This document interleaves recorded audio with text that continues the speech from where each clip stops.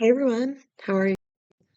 I wanted to talk a little bit about the Women World Leaders Group ministry, actually, that I'm a part of. This is their magazine subscription I have. I'm going to be in it. I think June I'm going to be, and I'm also going to be, my testimony is going to be in the new book coming out of the compilation of testimonies. It's called Faith Unchained. It's testimonies of women who went through drug addiction and came out on the other side, how God helped them. And I'm also going to be in another new book that they're going to be having called Kingdom Leadership. It's a testimony book full of purpose. So today we're going to talk about purpose. And I wanted to kind of jump in a little bit to the Bible and talk a little bit about um, pride. I turned to, what is it? Hannah. Hannah chapter 1, and I have a little note here. It says, Pride before the fall. Shame comes after the fall, and then you feel naked. So I'm not sure why I wrote that, but then we went through to Samuel, and peer pressure was highlighted as one of the recovery devotionals I have here.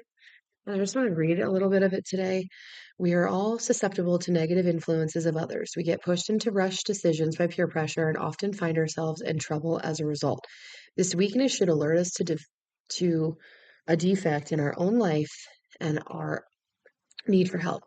Saul had this defect but refused God's help. Samuel had told the Israelites as Saul's coronation that if they all obeyed God's commands, all would be well. So 1 Samuel 12:14 says, But Saul allowed his men to pressure him into disobedience. Israel was at war.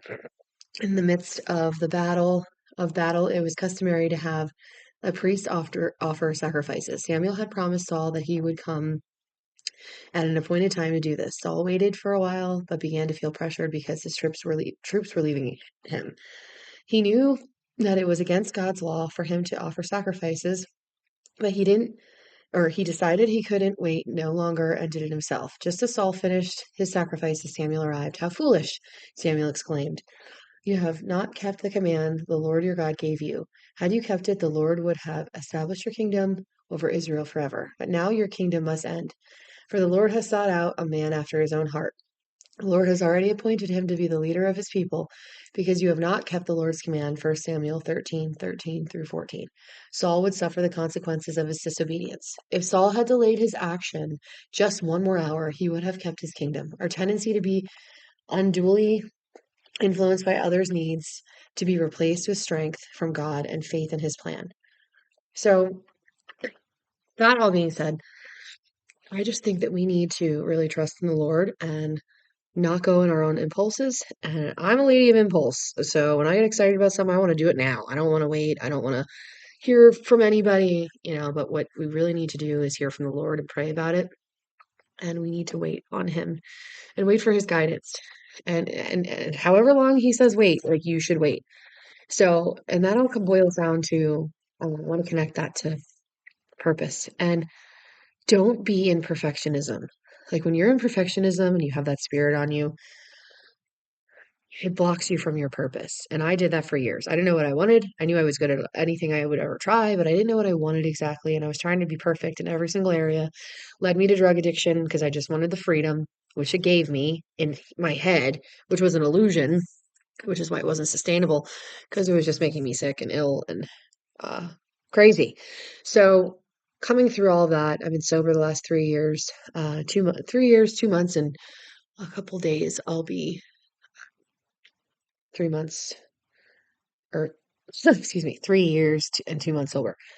So I just want to share a little bit about that and say that don't let your pain block your blessings. Don't let other people block your blessings. Don't you block your blessings because you can block your blessings by not believing in your own self or not trusting in the Lord, and you block what's there for you. Like God has a plan for you, and if you block it because you don't believe, that's no good.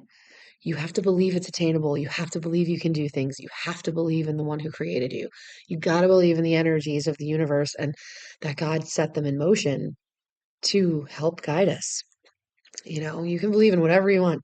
I strongly believe you believe in God of the universe because I totally believe that He created everything, even aliens, if they exist. I don't know.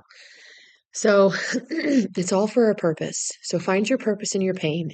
Look back, analyze yourself, observe yourself. I just started doing a step study through Celebrate Recovery, and it's pretty great.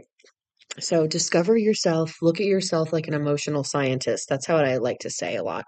Like if you can take your emotions out of it a little bit and just step back and observe and just be like, okay, what happened here? Where was God in this?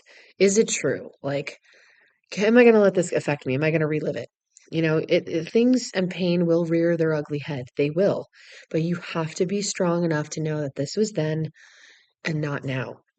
So keep going out in faith. Keep stepping out in faith because whatever he has for you, it's beautiful. And you have to just trust him and know, even if you're in a place of darkness right now or pain or you're scared or you don't know what to do, just trust him and lay your burdens down at the cross, give them to him and let him know, hey, I surrender.